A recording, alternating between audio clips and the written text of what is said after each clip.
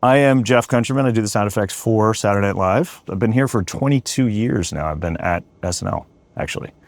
Which just seems crazy. More than half my life. Yeah, this is the SNL sound effects room where all the sound effects for the show live and come from. All these computer screens and all this stuff, they're making the sounds. So like any of the punches, kicks, all that kind of stuff, or whether it be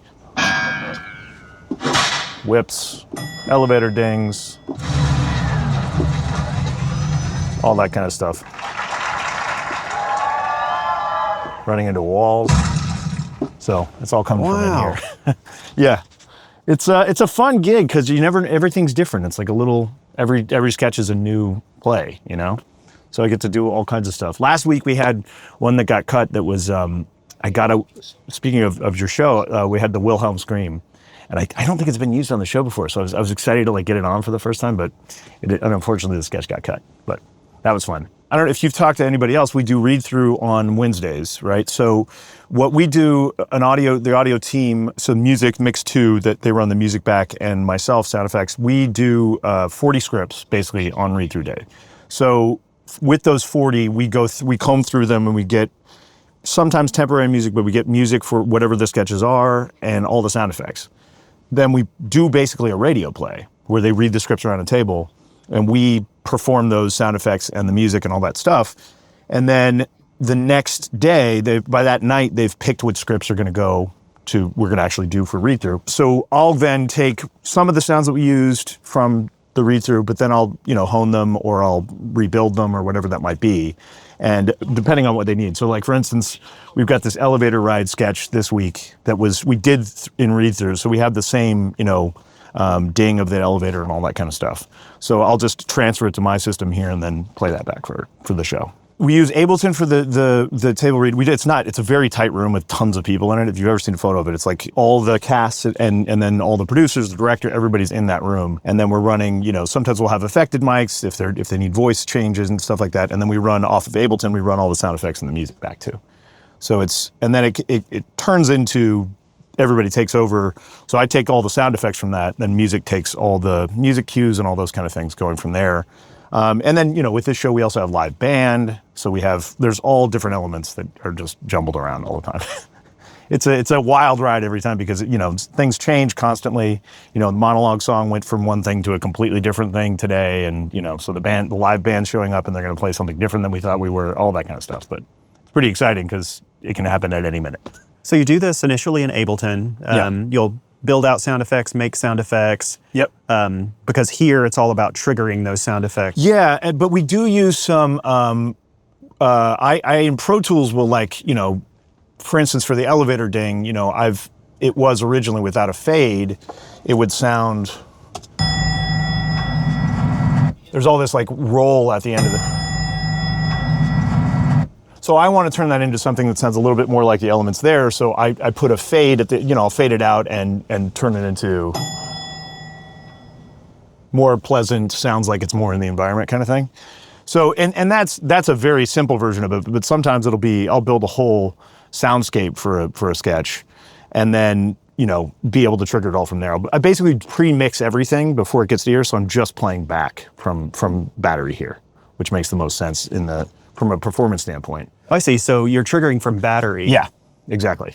So essentially what I have here, all the stuff that's randomly around is just things that I like to books I like to read and, things that I like to look at. But essentially what we have here is these systems here. This is a program called SpotOn, used to launch. It's very simple. No mixing kind of things are happening, and you can turn it up or down. I'm doing the backgrounds. Let's say it's a boat sketch and they're on a boat the whole time. I'll run the water from here, or the sound of the engine of the boat. We had a ferry sketch last week where I had actual recording of ferry ambience.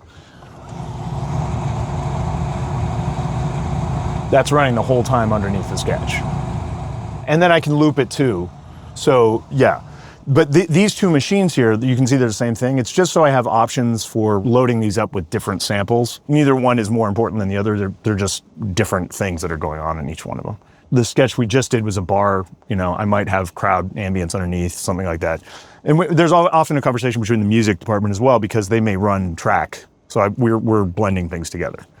So, and then Over here, there's nothing going on here. This is a wave system here. This is another duplicate of this. I'm not in use right now. This is actually a duplicate of that.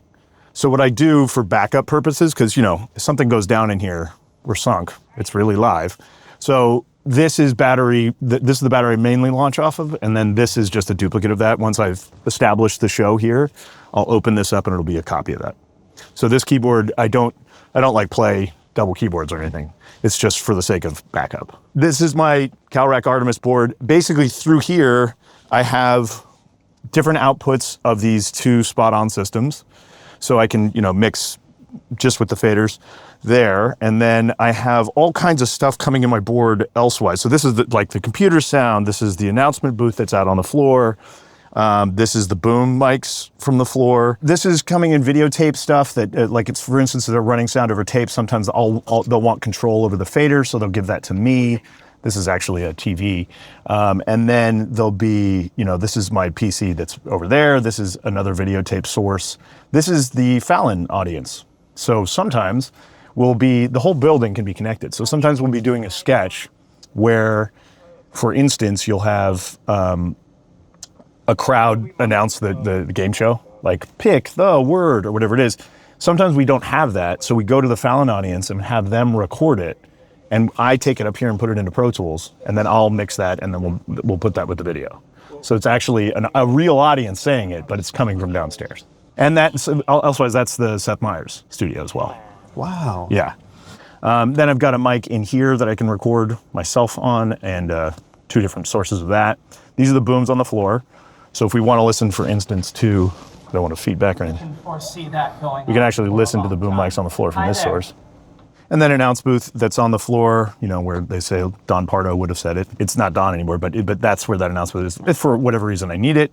Then I've got my computer output, and then all my SpotOns this side, and then another one of those. And then my two battery computers are here. And then I've got another SpotOn over here, my Pro Tools rig. So all my outputs of Pro Tools coming out here. And then once again, video sources that when they run sound on tape, different tapes, I'll be in charge of that level. Voiceovers, things like that, sometimes it'll come through me. Just so we have control over, like, you know, mixing that instead of just spitting it out at zero. How sound effects intensive is the show? Totally depends on the show. This show's not too bad. I mean, I played the elevator things, the crowd, a few little things here and there. But, you know, there'll be some sketches where it'll be, the whole premise is that they fall over and knock cups off the shelf. I'm knocking those cups off the shelf. Or, you know, game shows. When I first started this gig, one of the first ones I did was Dave Chappelle was in a barbershop, and to kill the in between each one of the little jokes was a sound of a razor turning on and off. So the click, the on, all that kind of stuff was coming from me. I mean, way off the mark.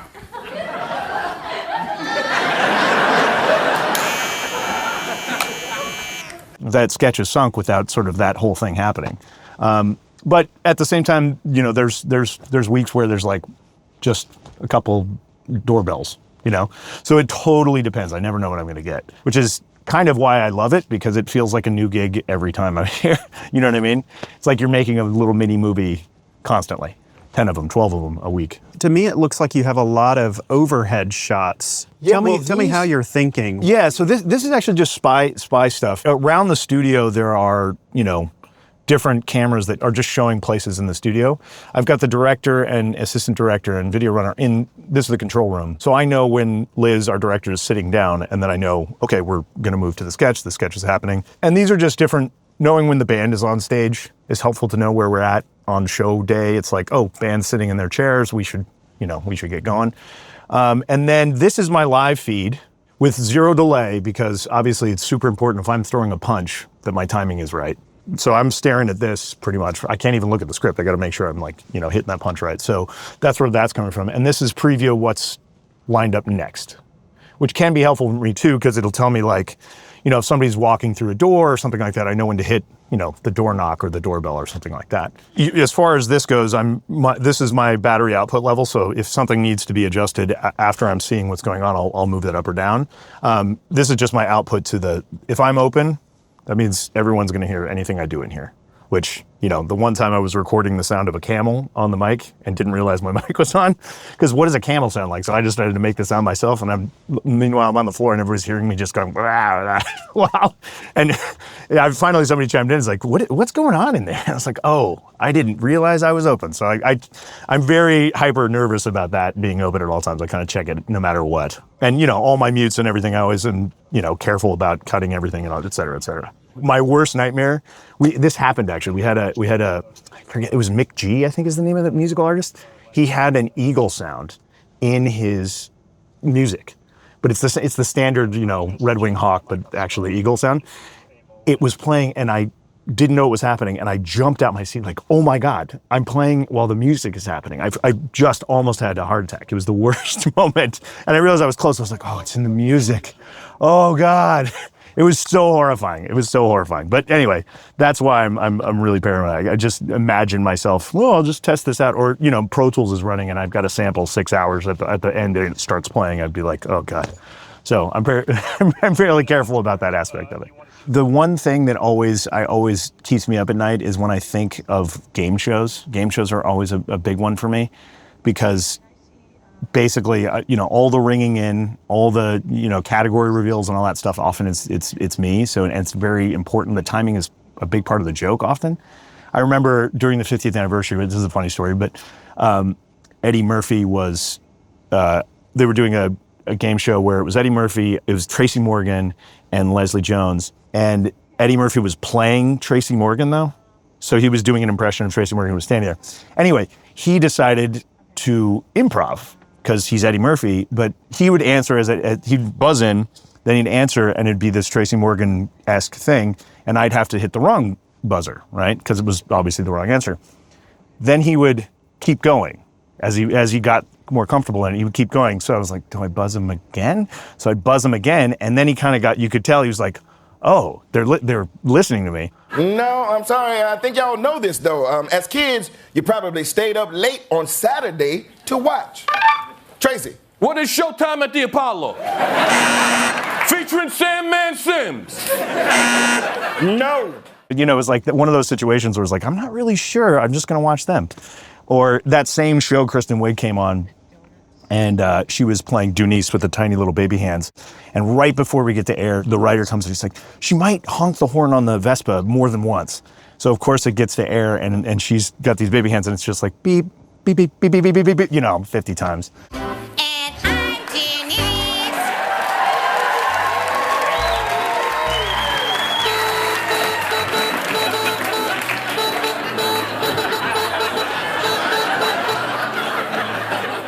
Things like that happen a lot where the actors get a kick out of it. We had this one where Sarah Sherman came on as RFK's brain slug, and she had this cup with the straw, and every time she would drink from the cup, I was supposed to do the slurp sound, right?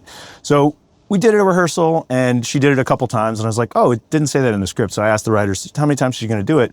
And you know, they were like, oh, she just do it 2 times. So we get to dress rehearsal, and she takes the cup, and she goes, starts fake me out, and then she does it 3 times in a row, and just like this whole game was like, okay. And I just drop the script and go with it, which is a lot of fun, but it's also nerve-wracking. It's better when I don't know it's gonna happen, because I'm just like reactive and I'm not thinking about it, but when it happens, it's like very nerve-wracking.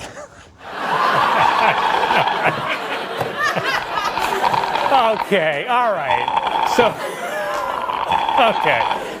Show is it's a suspension of disbelief. You know what I mean? You're supposed to be in this environment that you know is fake.